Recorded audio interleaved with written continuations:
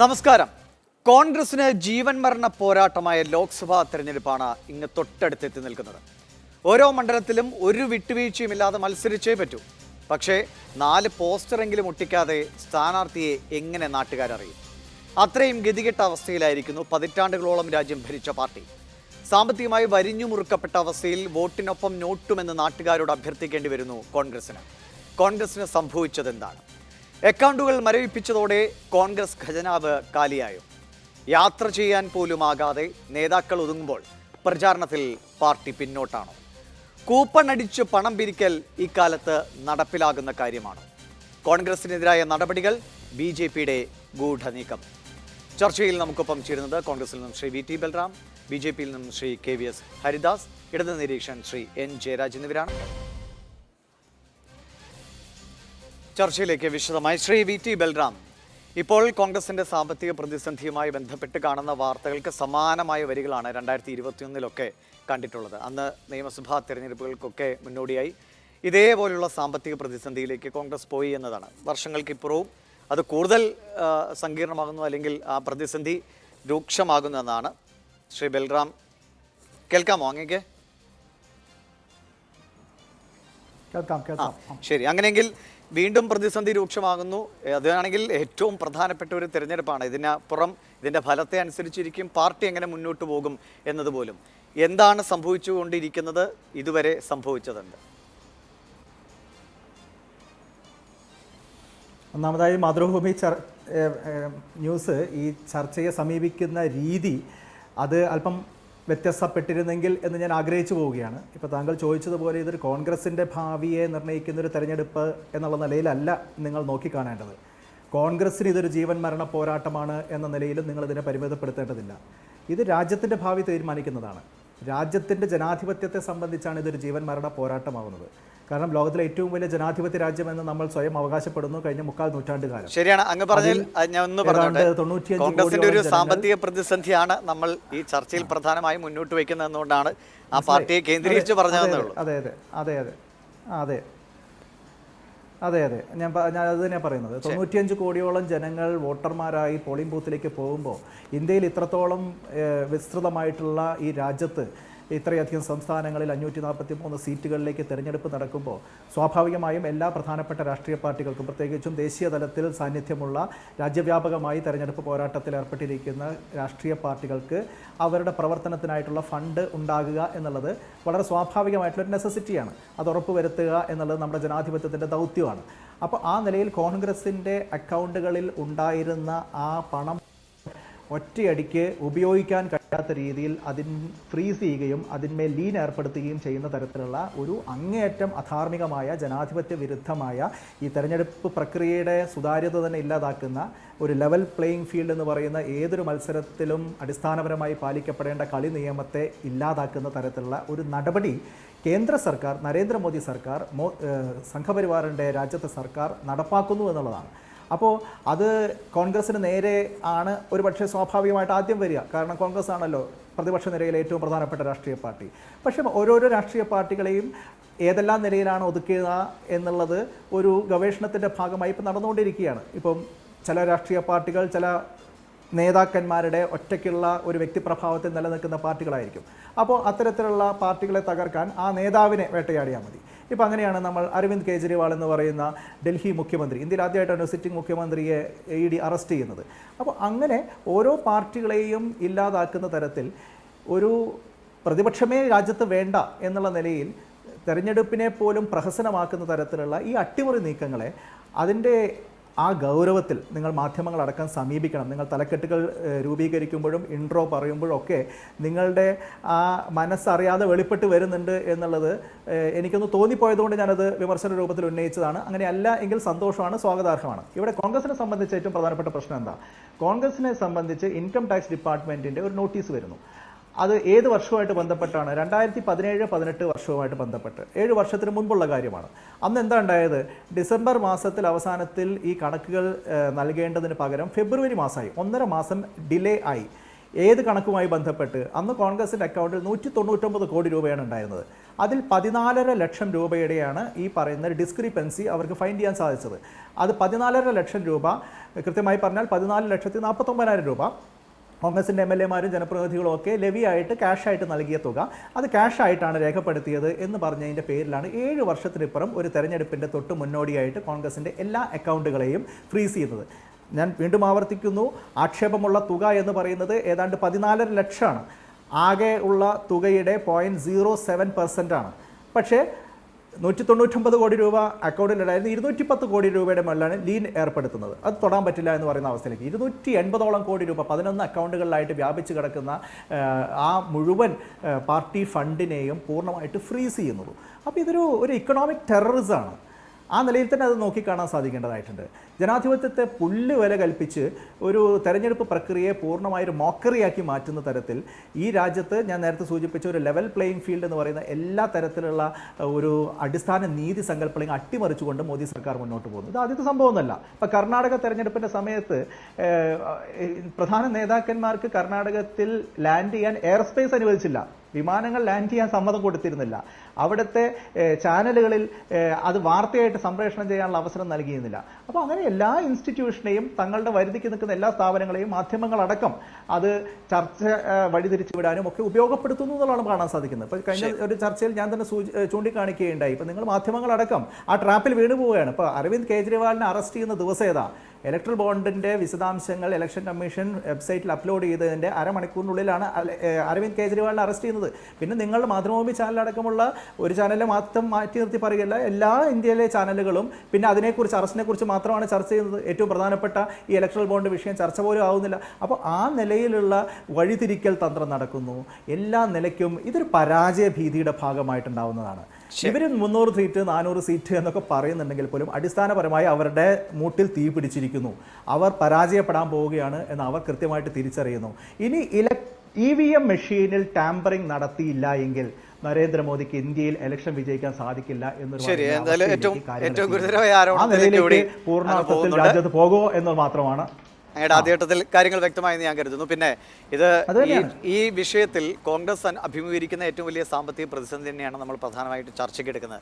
അതുകൊണ്ട് തന്നെയാണ് ആ രീതിയിൽ വാക്കുകൾ ഉപയോഗിച്ചത്. പിന്നെ ഇത് പൊതു പ്രതിപക്ഷത്തിൻ്റെ അല്ലെങ്കിൽ അരവിന്ദ് കെജ്രിവാൾ അടക്കം നേരിടുന്ന പ്രശ്നങ്ങൾ കൂടി ഇതിൽ സ്വാഭാവികമായും ചർച്ചയാകും. അതുകൊണ്ടാണ് ഇടതുഭാഗത്ത് നിന്ന് നിരീക്ഷകൻ നമുക്കൊപ്പം ചർച്ചയിലുള്ളത്. അല്ലാതെ ഇത് ഒരു ഭാഗത്തേക്ക് മാത്രം തിരിക്കണമെന്ന് എനിക്ക് യാതൊരു താല്പര്യവുമില്ല. ശ്രീ വി ടി ബൽറാമിലേക്ക് തിരികെ എത്താം. ശ്രീ KVS ഹരിദാസ്, ബൽറാമിൻ്റെ ആരോപണങ്ങളെല്ലാം തീർച്ചയായും BJP-യിലേക്ക് തന്നെയാണ്, കേന്ദ്രത്തിലേക്ക് തന്നെയാണ്. അതിപ്പോൾ ഒരു നേതാവിനെ കേന്ദ്രീകരിച്ചുള്ള പാർട്ടികളാണെങ്കിൽ അവരെ ആ നേതാവിനെ ഏതെങ്കിലും രീതിയിൽ പ്രതിസന്ധിയിലാക്കുന്നതോടെ ആ പാർട്ടിയുടെ വളർച്ച പ്രതിസന്ധിയിലാക്കുമെന്ന് കരുതുന്നു. അരവിന്ദ് കെജ്രിവാൾ അടക്കമുള്ളവർ നേരിടുന്ന പ്രതിസന്ധി. കോൺഗ്രസിനാണെങ്കിൽ രാജ്യം മുഴുവനുള്ള പാർട്ടിയാണ്. അതിനെ അപ്പം സാമ്പത്തികമായി വരിഞ്ഞു മുറുക്കുക എന്നതാണ് BJP-യുടെ തന്ത്രമെന്നാണ്. അപ്പോൾ BJP-യുടെ ഒരു കൃത്യമായി ഈ എന്താ പറയുക തൊട്ടടുത്ത് എത്തി നിൽക്കേ പടിക്കൽ എത്തി നിൽക്കുമ്പോൾ ഇത്തരത്തിലുള്ളൊരു നീക്കങ്ങൾ നടത്തുന്നത് അത് എന്തിൻ്റെ പേരിലായാലും സ്വാഭാവികമായും ആ പാർട്ടിയെ പ്രതിസന്ധിയിലാക്കുക, അത് രാഷ്ട്രീയ നേട്ടം നിങ്ങൾക്കുണ്ടാവുക എന്ന നിലയിലല്ലേ ജനവും കരുതൂ.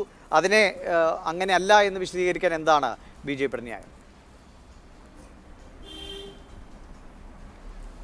അല്ല ദിവിഷ്മണി, എനിക്ക് തോന്നുന്നു VT ബലറാം അവസാനിപ്പിച്ച സ്ഥലത്തു നിന്ന് തുടങ്ങാം.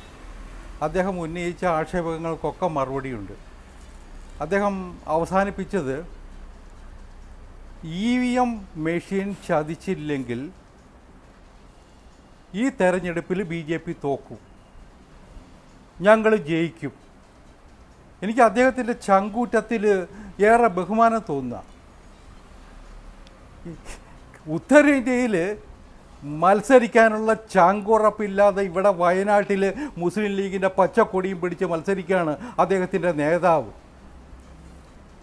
ഉത്തർപ്രദേശിലെ 2 മണ്ഡലങ്ങളിൽ കഴിഞ്ഞ കുറേ ദശാബ്ദങ്ങളായിട്ട് കോൺഗ്രസിനെ നിലനിർത്തിയിരുന്ന കോൺഗ്രസിൻ്റെ കുടുംബത്തിൻ്റെ നേതൃത്വത്തിലുള്ള കുടുംബത്തിന് രക്ഷാകവചമായിരുന്ന 2 മണ്ഡലങ്ങളിൽ അമേത്തിയിലും റായ്ബറയിലും പോയി മത്സരിക്കാൻ ആ കുടുംബത്തിലെ നേതാക്കന്മാർക്ക് ഇന്ന് ചങ്കുറപ്പുണ്ടോ?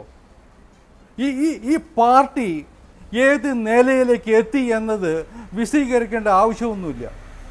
അതിനകത്തെ നേതാക്കന്മാർ ഓരോ ദിവസവും പാർട്ടി വിട്ടു പോവുക, ഓരോ ദിവസവും അതിൻ്റെ നേതൃത്വത്തിൽ വിശ്വാസമില്ല എന്ന് ആവർത്തിച്ച് പ്രഖ്യാപിക്കുകയല്ലേ ചെയ്യുന്നേ. അങ്ങനെ ദുരവസ്ഥയിലായ ഒരു പാർട്ടിയുടെ നേതാവ് വന്നിട്ട് EVM ആശ്രയിച്ചാൽ ഇവർ തെരഞ്ഞെടുപ്പ് ജയിക്കുന്ന കർണാടകത്തിൽ EVM പ്രശ്നമുണ്ടായിരുന്നില്ല. പ്രതിപക്ഷം പല സ്ഥലത്തും ജയിച്ചില്ലേ, അന്നൊന്നും EVM പ്രശ്നമുണ്ടായില്ല. തോറ്റ് കഴിയുമ്പോൾ EVM കുറ്റം പറയുന്ന നാണം കെട്ട രാഷ്ട്രീയം അത് കോൺഗ്രസ്സുകാർക്കും കമ്മ്യൂണിസ്റ്റുകാർക്കും ഉണ്ട്. അവരോട് സഹതാപമേ ഉള്ളൂ. പിന്നെ അദ്ദേഹം പറയുന്നത് ഇൻകം ടാക്സിൻ്റെ കേസാണ്. ഇവിടെ അദ്ദേഹം തെറ്റിദ്ധരിപ്പിക്കുന്ന ഒരു പ്രസ്താവന നടത്തി, കോൺഗ്രസിൻ്റെ അക്കൗണ്ട് ഫ്രീസ് ചെയ്തു എന്ന്. അത് സത്യവിരുദ്ധമാണ്. കോൺഗ്രസിൻ്റെ അക്കൗണ്ട് ഇന്നും ഓപ്പറേറ്റീവാണ്. അതിൽ നിന്ന് അവർ പണം വാങ്ങുന്നുണ്ട്, എടുക്കുന്നുണ്ട്. യഥാർത്ഥത്തിൽ എന്താ സംഭവിച്ചേ? ഇവർക്കെതിരായിട്ട് ആദായ നികുതി വകുപ്പിൻ്റെ നടപടി ഉണ്ടായി. ശരിയാണ്, അത് ആ ഇൻകം ടാക്സ് ആക്ട് വ്യവസ്ഥ ചെയ്യുന്ന നടപടിയാണ് ഉണ്ടായത്. ഇൻകം ടാക്സ് ആക്ടിലുള്ള വ്യവസ്ഥകൾക്കനുസരിച്ചുള്ള നടപടിയാണ് ഉണ്ടായത്. അതിനെതിരായിട്ട് ഇവർ ഇൻകം ടാക്സ് ട്രൈബ്യൂണലിൽ പോയി.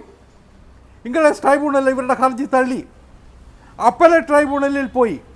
അപ്പലേറ്റ് ട്രൈബ്യൂണലിൽ ഇവരുടെ ഹർജി തള്ളി. ഹൈക്കോടതിയിൽ പോയി. ഹൈക്കോടതിയും ഇവരുടെ ഹർജി തള്ളി. ഈ 3 നടപടികൾക്ക് ശേഷം ഇപ്പോൾ സുപ്രീം കോടതി പോയിട്ടുണ്ട്. അപ്പോൾ ഇതുവരെ ഇൻകം ടാക്സ് ഡിപ്പാർട്ട്മെൻറ്റിൻ്റെ ഇൻകം ടാക്സ് ട്രൈബ്യൂണലിൽ തള്ളി, അപ്പലേറ്റ് ട്രൈബ്യൂണലിൽ തള്ളി, ഹൈക്കോടതി തള്ളി. ഇവർ ചെയ്ത് ഇവരുടെ നടപടികൾ തെറ്റായിരുന്നു, അതിന് നിയമവിരുദ്ധമായിട്ട് യാതൊന്നുമില്ല എന്നല്ല ഇത്രയുമുള്ള നടപടികളിൽ നിന്ന് അല്ലെങ്കിൽ തീരുമാനങ്ങളിൽ നിന്ന് ജുഡീഷ്യൽ ഡിസിഷൻസിൽ നിന്ന് നമുക്ക് ബോധ്യമാകേണ്ടത്. ഇത് രാജ്യത്തെ എല്ലാവർക്കും അറിയാം. പിന്നെ ഇവരുടെ സാമ്പത്തിക സ്ഥിതിയെക്കുറിച്ച് ഞാൻ ഒരു കാര്യം കൂടി പറഞ്ഞുകൊണ്ട് ഞാൻ കേജ്രിവാളിലേക്ക് അടുത്ത ഘട്ടത്തിൽ വരാം. അത് വിശദമായിട്ട് പ്രതിപാദിക്കേണ്ട വിഷയം തന്നെയാണ്. വേറൊരു കാര്യം കൂടി ഞാൻ സൂചിപ്പിച്ചുകൊണ്ട് വരാം. ഇവർക്ക് എന്ത് പണത്തിന് കുറവുണ്ടെന്നാണ് പറയുന്നത്? ഇവരുടെ പാർട്ടിയുടെ തലപ്പത്തുള്ള ഏമാനന്മാരുടെ സ്വത്ത് എത്രയുണ്ട്? 2004 ഞാൻ ഔദ്യോഗിക രേഖകൾ ഉദ്ധരിച്ചുകൊണ്ട് പറയാം. 2004 രാഹുൽ ഗാന്ധി തെരഞ്ഞെടുപ്പിൽ മത്സരിക്കുമ്പോൾ അദ്ദേഹത്തിൻ്റെ സ്വത്ത് 55 ലക്ഷം ഉറുപ്പികയായിരുന്നു. 55 ലക്ഷം ഉറുപ്പിക. 2019 24 കണക്ക് വന്നിട്ടില്ല, 15.88 കോടിയായിരുന്നു 2019 അദ്ദേഹം നാമനിർദ്ദേശ പത്രിക കൊടുക്കുന്ന സമയത്ത്. എത്ര മടങ്ങാ വർദ്ധിച്ചത് സ്വത്ത്? ഇവരെന്ത് പണിയെടുത്തിട്ടാ ഇവരുടെ സ്വത്ത് വർദ്ധിച്ചേ? ഈ നെഹ്റു കുടുംബത്തിലെ ആരെങ്കിലും 10 പൈസയുടെ പണി വേറെ എടുത്തിട്ടുണ്ടോ? സോണിയാഗാന്ധിയുടെ കണക്ക് 2004 അവർ മത്സരിക്കുമ്പോൾ 70 ലക്ഷം ഉറുപ്പികയായിരുന്നു അവരുടെ അസറ്റ്, 70 lakhs. 2019 അത് 11.82 കോടിയായി, 11.8 കോടി, 2 കോടി. എത്ര മടങ്ങാണ് വർദ്ധിച്ചത്? ഇതൊക്കെ രാജ്യം കാണുന്നില്ലേ? ഇവർ പാർട്ടിയുടെ പണം മുഴുവൻ എവിടെ പോയി എന്ന് ഇവിടുത്തെ കോൺഗ്രസ്സുകാർ അന്വേഷിക്കട്ടെ. പാർട്ടിയുടെ പേരിൽ പിരിച്ച പണം മുഴുവൻ എവിടെ പോയി എന്ന് ഇവരന്വേഷിക്കട്ടെ. ഒരു കാര്യം കൂടി, വാദ്രയുടെ കണക്കിന് എനിക്കതിന് ഔദ്യോഗിക രേഖയില്ല. പക്ഷേ ഞാൻ നമ്മുടെ പൊതു മണ്ഡലത്തിൽ നിന്ന് ഞാൻ മനസ്സിലാക്കുന്നത് അദ്ദേഹത്തിൻ്റെ നെറ്റ് അസറ്റ് കഴിഞ്ഞ 2023 17,250 കോടി രൂപയാണെന്നാണ്. 17,250 crores. റോബർട്ട് വാദ്രയുടെ അസറ്റാണ്, പ്രിയങ്ക വാദ്രയുടെ കുടുംബത്തിൻ്റെ അസറ്റാണ്.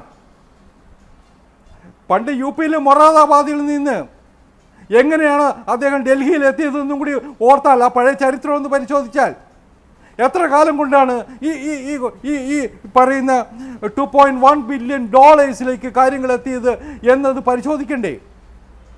അതുകൊണ്ട് കോൺഗ്രസിൻ്റെ പ്രശ്നം കോൺഗ്രസ് ഉണ്ടാക്കിയത് തന്നെയാണ്, കോൺഗ്രസിൻ്റെ സൃഷ്ടി തന്നെയാണ്. രാജ്യത്തെ നിയമത്തിൻ്റെ വഴിയെ പോകുമ്പോൾ കടന്ന് നോല വിളിച്ചിട്ട് കാര്യമില്ല. അത്രേ എനിക്ക് ഓർമ്മിപ്പിക്കാനുള്ളൂ ഈ സമയം. എന്തായാലും നേതാക്കളുടെ എനിക്ക് തോന്നുന്നു VT ബൽറാം കൂടി അത് തേടുന്നു. നേതാക്കളുടെ ഓരോ വർഷത്തെയും അസറ്റുകളുടെ മൂല്യം വർധന കണക്കിലെടുത്താൽ ഒരുപാട് പേരുടെയും പറയേണ്ടി വരാൻ സാധ്യതയുണ്ട്. ശ്രീ N. ജയരാജ്, ഇത് കോൺഗ്രസിനെ മാത്രം പ്രതിക്കൂട്ടിലാക്കുന്ന അല്ലെങ്കിൽ കോൺഗ്രസിൻ്റെ മാത്രം ഒരു പ്രശ്നമായിട്ടല്ല ശ്രീ VT ബൽറാം സൂചിക്കുന്നത്.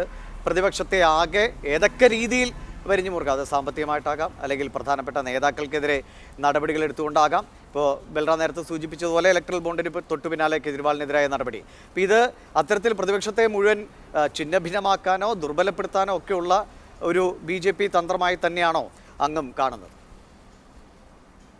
സ്വാഭാവികമായും അങ്ങനെ തന്നെ നമുക്ക് പ്രതീക്ഷിക്കാനായിട്ട് കഴിയും. കാരണം കഴിഞ്ഞ കുറെ നാളുകളായിട്ട് BJP ഭരിക്കുന്ന അല്ലെങ്കിൽ NDA ഭരിക്കുന്ന ഈ സർക്കാരിൽ നിന്ന് ഫാസിസ്റ്റ് നടപടികൾ തന്നെയാണ് തുടർന്ന് വന്നുകൊണ്ടിരിക്കുന്നത്. ഏറ്റവും ഒടുവിൽ നടക്കുന്ന സംഭവങ്ങൾ, ഓരോരോ സംഭവങ്ങൾ എണ്ണി പറയുകയാണെങ്കിൽ, അത് നോക്കുകയാണെങ്കിൽ മതേതര പാർട്ടികളെ എല്ലാം നശിപ്പിക്കുക, അതിന് പകരമായിട്ട് ഫാസിസ്റ്റുകൾ അധികാരമെടുക്കുക. ഇതിൽ നിന്നൊക്കെ മനസ്സിലാകുന്ന ഒരു കാര്യം, നേരത്തെ VT ബൽറാം സൂചിപ്പിച്ചതുപോലെ വെപ്രാളമാണ്. അധികാരം നഷ്ടപ്പെട്ടു പോകുമെന്നുള്ള ഒരു വിറയൽ. 400-500 ഗ്യാരണ്ടിയൊക്കെ പറഞ്ഞുകൊണ്ടിരുന്നവർ ഇപ്പൊ ചെറിയ ചെറിയ പാർട്ടികളെ പിടിക്കാൻ ഓടി നടക്കുകയും പൈസ കൊടുത്ത ആളുകളെ കാലുമാറ്റുകയും അനാവശ്യമായ കേസുകൾ ചാർത്തുകയും അക്കൗണ്ടുകൾ ഫ്രീസ് ചെയ്യും. ഇത് മതേതരത്വത്തിനെതിരെയുള്ള വെല്ലുവിളിയാണ്, ഇന്ത്യൻ ജനാധിപത്യത്തിനെതിരെയുള്ള വെല്ലുവിളിയാണ്. ലോകം ഇത് കണ്ടുകൊണ്ടിരിക്കുകയാണ്. ഇത്തരത്തിലുള്ള നടപടികൾ ലോകം ഇത് കണ്ടുകൊണ്ടിരിക്കുകയാണ്. ഏറ്റവും വലിയ ജനാധിപത്യ രാജ്യമെന്നുള്ള ഇന്ത്യയുടെ തിരുമുഖത്തുള്ള കളങ്കം തന്നെയാണ് ഇത്തരത്തിലുള്ള നടപടികളെന്ന് പറയാതിരിക്കാൻ വയ്യ. ഇലക്ട്രൽ ബോണ്ട് വിവാദത്തിൽ നേരത്തെ തന്നെ CPI-യും CPM-ഉം എന്തിന് കേരളത്തില് BJP-യെക്കാളും മതേതരമായിട്ടുള്ള മുസ്ലിം ലീഗ് അടക്കം ഒരു പൈസ പോലും വാങ്ങിയിട്ടില്ല എന്നുള്ളൊരു കാരണം കൂടി ഇവിടെ എനിക്ക് ഈ അവസരത്തിൽ പറയാനായിട്ട് ആഗ്രഹിക്കുകയാണ്. അപ്പൊ അത്തരത്തിലുള്ള പാർട്ടികളുള്ള ഒരു സ്ഥലത്ത്, അല്ലെങ്കിൽ അത്തരത്തിലുള്ള അഭിമാനാർഹമായ നേട്ടങ്ങൾ കൈവരിച്ച പാർട്ടികളുള്ള ഒരു സ്ഥലത്ത് മതേതര പാർട്ടികളെല്ലാം കൂടി ഒരുമിച്ച് നിന്നുകൊണ്ട് ഇത്തരം ഛിദ്രശക്തികളെ എല്ലാം തോൽപ്പിക്കുമെന്നുള്ള സ്ഥിതിയായപ്പോൾ ബൈ ഹുക്ക് ഓർ ക്രുക്ക് അധികാരം നിലനിർത്തുക എന്നുള്ളതാണ്. ഈ പേഴ്സണലി ഓരോരുത്തരുടെ കണക്കെടുത്ത് പറയുകയാണെങ്കിൽ അമിത്ഷായുടെ മകന് ജയ്ഷായ്ക്ക് എങ്ങനെയാണ് 1000 കോടിയുടെ അസറ്റ് ഉണ്ടായത് കണ്ണടച്ചുടക്കുന്നതിന് മുമ്പില്?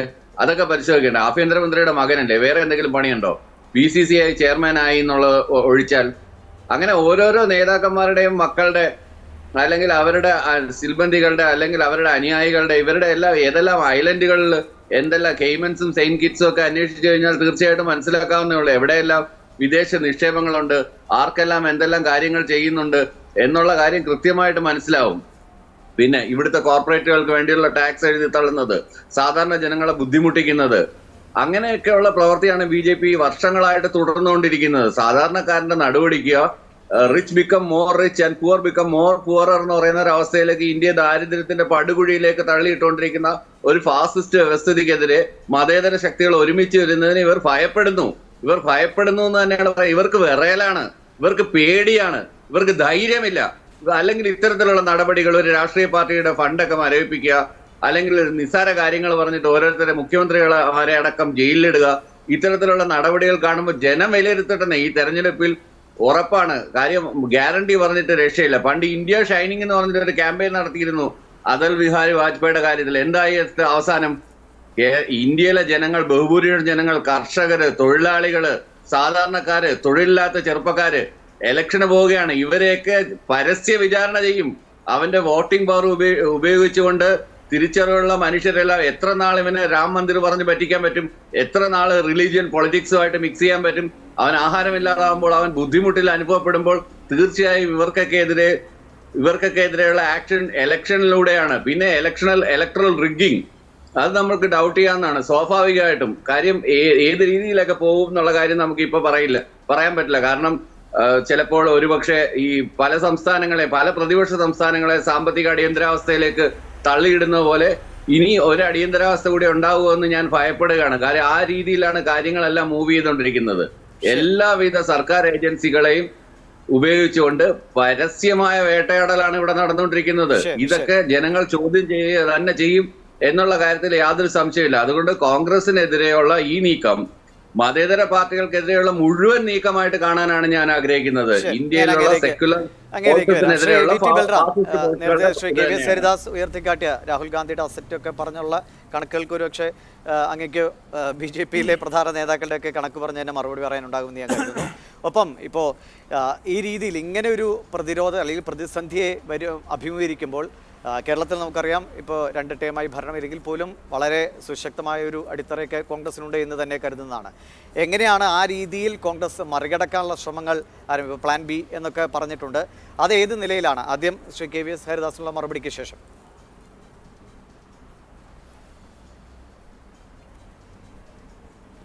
അല്ല, അദ്ദേഹത്തിൻ്റെ ചോദ്യങ്ങൾ ബാലിശാണ്, നമുക്ക് എല്ലാവർക്കും അറിയാലോ. അപ്പോൾ ഞാൻ 3 നിയമസഭാ തെരഞ്ഞെടുപ്പിൽ മത്സരിച്ച ആളാണ്, സ്വത്ത് വിവരങ്ങൾ കൊടുത്തിട്ടുള്ളതാണ്. എൻ്റെ സ്വത്ത് ഉള്ളതിൻ്റെ പരമാവധി എല്ലാ കൃത്യമായിട്ടുള്ള കണക്കുകൾ കൃത്യമായിട്ട് കൊടുത്തിട്ടുള്ളതാണ്. ഓരോ തവണയും സ്വത്ത് വിവരങ്ങൾ കൂടി വരുന്നതായിട്ടാണ് ആ കണക്കുകളിലും കാണാൻ സാധിക്കുക.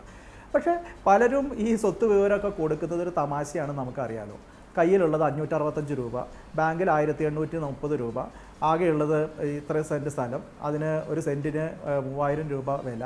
ഏറ്റവും സിറ്റിയിലുള്ള കണ്ണായ സ്ഥലത്തിന് പോലും ചിലപ്പോൾ 25,000 രൂപ സെൻറ്റിന് വില കണക്ക്. അങ്ങനെയൊക്കെയാണ് പലരും കണക്ക് കൊടുക്കുന്നത്. ആ കണക്കുകളൊക്കെ എത്ര വലിയൊരു പ്രഹസനമാണ് എന്നുള്ളത് സാമാന്യ ബോധമുള്ള മുഴുവൻ ആളുകൾക്കും അറിയാവുന്നതാണ്.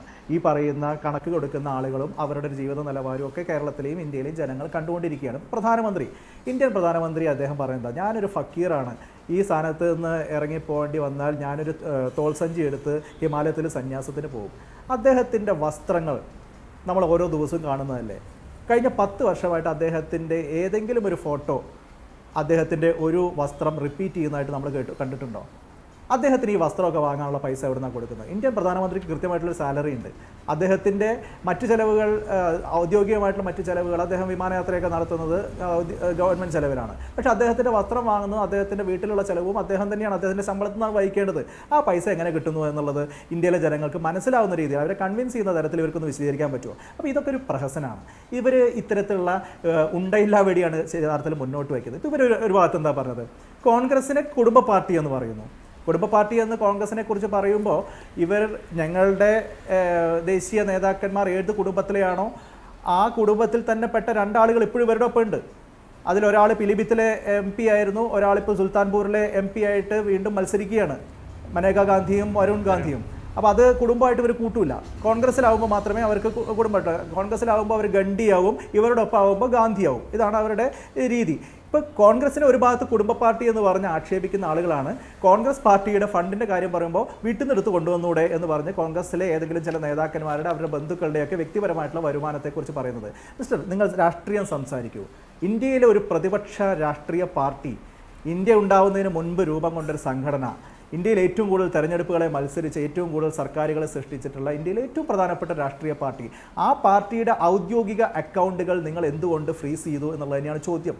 ആ അക്കൗണ്ടിൽ ഇത്ര കോടി രൂപയുടെ ലീനാണ്, അതിൽ ആ തുക പിടിച്ചു വെച്ചിട്ട് ബാക്കി പുതിയതായിട്ട് ഫണ്ട് അതിലേക്ക് വരികയാണെങ്കിൽ ചെലവഴിക്കാം. പക്ഷേ ഇവിടെ ഉള്ള പണം പിടിച്ചു വയ്ക്കാൻ മാത്രമുള്ള എന്ത് ന്യായമാണുള്ളത്? ഈ ഡിലേ ആണോ? 45 ദിവസം ഈ അക്കൗണ്ട് സമർപ്പിക്കാൻ ഡിലേ വന്നതിൻ്റെ പേരിലാണോ ഒരു രാഷ്ട്രീയ പാർട്ടിയുടെ ഇത്രയധികം ഫണ്ട് നിങ്ങൾ തടഞ്ഞു വയ്ക്കുന്നത്? ഇന്ത്യയിൽ BJP അടക്കമുള്ള ഏത് രാഷ്ട്രീയ പാർട്ടിയാണ് നാളിതുവരെയായി കൃത്യമായിട്ടുള്ള കണക്കുകൾ കൊടുത്തിട്ടുള്ളത്? ഇൻകം ടാക്സിൻ്റെ പരിധിയിൽ വരുന്നതാണോ രാഷ്ട്രീയ പാർട്ടികൾ? അപ്പോൾ ഇതൊക്കെ എന്തിനു വേണ്ടിയിട്ടാണ്? ഇത് വേട്ടയാടലാണ് എന്ന് എല്ലാവർക്കും മനസ്സിലാവും. ഇപ്പോൾ ഏജൻസികളെ വേട്ടയാടലിന് വേണ്ടി ഉപയോഗിക്കുന്നത് അത് കോമൺ സെൻസിൽ ആർക്കും മനസ്സിലാവുന്ന കാര്യമല്ല. ഇപ്പോൾ ED ഇവരുടെ കയ്യിലുള്ള ഏറ്റവും വലിയ ഏജൻസി അല്ലേ. ED റെയ്ഡുകൾ നടത്തുന്നു. ED റെയ്ഡുകളുടെ 95% പ്രതിപക്ഷ രാഷ്ട്രീയ പാർട്ടികളുടെ നേതാക്കന്മാർക്കെതിരെയാണെന്നുള്ളത് കണക്കുകൾ സഹിതം വസ്തുതയായിട്ട് പുറത്തു വന്നതല്ലേ. ഞാൻ നിങ്ങളുടെ ഒരു കോമൺ സെൻസിനോട് ചോദിക്കാൻ ആഗ്രഹിക്കുകയാണ്, എങ്ങനെയാണ് ഒരാൾ കള്ളപ്പണം ഉണ്ടാക്കുക, അഴിമതി നടത്തുക? എങ്ങനെയാണ്? അത് അധികാരവുമായി ബന്ധപ്പെട്ടല്ലേ. അധികാരത്തിലുള്ള ആളുകൾക്കല്ലേ കള്ളപ്പണം ഉണ്ടാക്കാനുള്ള സാധ്യത കൂടുതൽ, അധികാരത്തിലിരിക്കുന്ന ആളുകൾക്കല്ലേ അഴിമതി നടത്താനുള്ള സാധ്യത കൂടുതൽ. അപ്പോൾ ഇന്ത്യയിൽ കഴിഞ്ഞ 10 വർഷമായിട്ട് അധികാരത്തിലിരിക്കുന്നത് BJP അല്ലേ കേന്ദ്രത്തിൽ? ഇന്ത്യയിലെ മഹാഭൂരിപക്ഷം സംസ്ഥാനങ്ങൾ ഭരിക്കുന്നത് BJP അല്ലേ? അപ്പോൾ BJPയുടെ നേതാക്കന്മാരാണല്ലോ സ്വാഭാവികമായിട്ട് അഴിമതി കേസിലും ഏറ്റവും കൂടുതലായിട്ട് വരേണ്ടത്. അപ്പോൾ അവർക്കെതിരെയല്ലേ കൂടുതൽ നടപടികൾ വരേണ്ടത്? ഇല്ലല്ലോ.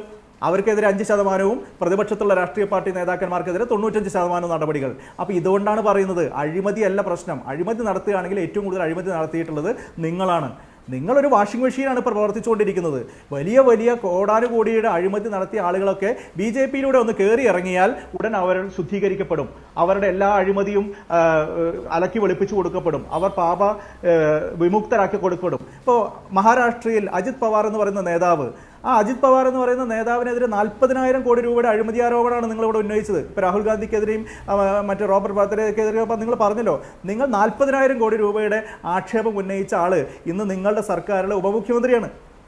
ആസാമിൽ ഹിമന്ത ബിശ്വ ശർമ്മ എന്ന് പറയുന്ന നേതാവ് കോൺഗ്രസ്സുകാരനായിരിക്കുന്ന സമയത്ത് ശാരദ ചിറ്റ് ഫണ്ട് കേസിൽ അദ്ദേഹത്തെ പ്രധാനപ്പെട്ട പ്രതിയാക്കി അദ്ദേഹത്തിനെതിരെ കോടാനുകോടി രൂപയുടെ അഴിമതി ആരോപണം നിങ്ങൾ ഉന്നയിച്ചതാണ്. അയാൾ പേടിച്ച് പാർട്ടി മാറി ഇന്ന് നിങ്ങളുടെ അവിടുത്തെ ആസാമിലെ മുഖ്യമന്ത്രിയാണ്.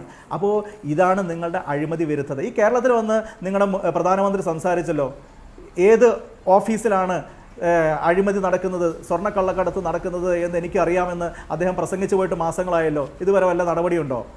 അപ്പോൾ ഇതൊക്കെ നിങ്ങൾ രാഷ്ട്രീയമായ പുകമറ സൃഷ്ടിക്കാൻ വേണ്ടി ഉണ്ടാക്കുന്ന ആക്ഷേപം മാത്രമാണ്. അതോടെ EVM-നെ കുറിച്ച് പറഞ്ഞു. EVM എന്ന് പറയുന്നതിൻ്റെ സാങ്കേതികത്വത്തെക്കുറിച്ചാണ് നമ്മൾ ചോദിക്കുന്നത്. അതിന് ഇതുവരെ മറുപടിയൊന്നും പറഞ്ഞിട്ടില്ല. ചില ഇലക്ഷനുകൾ ഞങ്ങൾ ജയിക്കുന്നുണ്ട്, ഒരുപക്ഷെ EVM പരിധിക്ക് അപ്പുറത്തുള്ള ജനവികാരം അവിടെ ഉണ്ട് എന്ന് കാണുമ്പോൾ നിങ്ങൾക്ക് EVM തൊട്ട് കളിക്കാൻ ചിലപ്പോൾ ആ ഇലക്ഷനിൽ പേടി തോന്നുന്നുണ്ട്. അപ്പോൾ കഴിഞ്ഞ കർണാടക ഇലക്ഷനിൽ ഒരു കാരണവശാലും BJP അവിടെ പച്ച തൊടില്ല എന്ന് 100 ആൾക്കും അറിയാം. അതുകൊണ്ട് ഇനി EVM അട്ടിമറിയിലൂടെ അവിടെ ഒരു ഭരണം പിടിച്ചാൽ അവിടെ ചിലപ്പോൾ ആഭ്യന്തര കലാപം ഉണ്ടാവും. അത് കാരണം ഒരുപക്ഷെ ആ തെരഞ്ഞെടുപ്പ് പോട്ടെ എന്ന് വിചാരിച്ച് നിങ്ങൾ വിട്ടു തന്നതായിരിക്കാം. അങ്ങനെയൊക്കെ ജനങ്ങൾക്ക് വിശ്വസിക്കാൻ കഴിയുന്ന അന്തരീക്ഷമാണ് ഈ രാജ്യത്ത് ഉള്ളത്. അതുകൊണ്ടാണ് ഞങ്ങൾ പറയുന്നത് ഞാൻ പറഞ്ഞോട്ടെ. അതെ ഞങ്ങളുടെ പോയിന്റ് അങ്ങ് പറഞ്ഞ ഞങ്ങളുടെ പോയിന്റ് കോടതിയിലടക്കം ഇത് ഇപ്പോൾ തീർപ്പ് കൽപ്പിക്കപ്പെട്ടിട്ടില്ല. കോടതിയിലടക്കം ഞങ്ങൾ വാദിച്ചുകൊണ്ടിരിക്കുന്നത് ഒരു നിയോജക മണ്ഡലത്തിൽ 5 ബൂത്തിലാണ് VVPAT എണ്ണുന്നത്. 5 ബൂത്തിൽ മാത്രം. അത് പോരാ. ഒരു കൺസിഡറബിൾ നമ്പർ ഓഫ് ബൂത്ത്സിലെ VVPAT അതിലെ കൗണ്ടർ ഫോയിലുകൾ എണ്ണി അവിടുത്തെ EVM രേഖപ്പെടുത്തപ്പെട്ട വോട്ടുമായി ബന്ധപ്പെട്ടിട്ടുള്ള അത് ടാലി ആവുന്നുണ്ടോ എന്ന് നോക്കണം. 50% പറ്റുമോ? ഏറ്റവും നല്ലത് 100% വേണമെന്നുള്ളതാണ് നമ്മുടെ ആവശ്യം. പക്ഷേ 100% എന്നുള്ളത് ഒരുപക്ഷെ ഈ ഇലക്ഷനിൽ പ്രാവർത്തികമാവില്ല. 50% പറ്റുമോ? ഇനി അതല്ല ഒരു 25% പറ്റുമോ? ഒരു മണ്ഡലത്തിൽ വെറും 5 ബൂത്തിലെ എണ്ണുള്ളൂ എന്ന് പറയുമ്പോൾ ആ 5 ബൂത്തിലല്ലാത്ത ബാക്കിയുള്ള ബൂത്തുകളിലൊക്കെ ടാമ്പർ ചെയ്താൽ ഈ റിസൾട്ടിനെ ബാധിക്കാത്ത തരത്തിൽ റിസൾട്ടിനെ അട്ടിമറിക്കാൻ അവർക്ക് സാധിക്കും.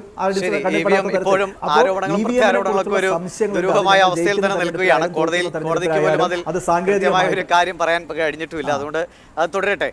ശ്രീ KVS ഹരിദാസ്, ഇപ്പോൾ നേരത്തെ സൂചിപ്പിച്ചോലെ EVM അടക്കമുള്ള കാര്യങ്ങളുണ്ട്. അല്ലെങ്കിൽ സാധാരണഗതിയിൽ ഒരു ഇത്രയും പ്രബലമായ ഒരു രാഷ്ട്രീയ പാർട്ടി, ഇത്രയും ചരിത്രമുള്ള ഒരു രാഷ്ട്രീയ പാർട്ടി, അവർ അതിൻ്റെ നടപടിക്രമങ്ങളിൽ എന്തെങ്കിലും ഒരു കാലതാമസം വന്നാൽ അതിനുള്ള ചെറിയൊരു പിഴയൊടുക്കി അവസാനിപ്പിക്കാമായിരുന്നില്ലേ എന്നതാണ് കോൺഗ്രസ് ഉന്നയിക്കുന്ന പ്രധാനപ്പെട്ട ചോദ്യം. ഇങ്ങനെ ഒരു ഈ ഏറ്റവും പ്രധാനപ്പെട്ട ഈ ഘട്ടത്തിൽ ഈ രീതിയിൽ പകപോക്കൽ രീതിയിൽ നടപടികളിലേക്ക് പോകുന്നത് പാർട്ടി താല്പര്യമാണ്, കേന്ദ്ര സർക്കാർ താല്പര്യം തന്നെയാണെന്നാണ് കോൺഗ്രസ് വിശദീകരിക്കുന്നത്. ആ വിശദീകരണം ഇപ്പോൾ ബൽറാം തന്നെ അല്ലെങ്കിൽ കോൺഗ്രസ് വൃത്തങ്ങളിൽ തന്നെ നൽകുന്നത് ഈ ഒരു അവസ്ഥ ജനങ്ങളോട് പറഞ്ഞാൽ, അതായത് ഇങ്ങനെ തങ്ങളെ വരിഞ്ഞു മുറുക്കി ഈ അവസ്ഥ പറഞ്ഞാൽ ഒരുപക്ഷെ അതുകൂടി വോട്ടായി മാറാൻ സാധ്യതയുണ്ടെന്നാണ്. അപ്പോൾ അങ്ങനെ ഒരു അവസ്ഥ പ്രതിപക്ഷത്തിന് സൃഷ്ടിച്ചു. ഇപ്പോൾ കെജ്രിവാളിനെ അല്ലെങ്കിൽ ഇതൊക്കെ ഇര ഫീൽ ഉണ്ടാക്കുന്ന തരത്തിൽ അവസരങ്ങൾ കൂടി BJP ഉണ്ടാക്കി കൊടുക്കുന്നുണ്ടല്ലോ.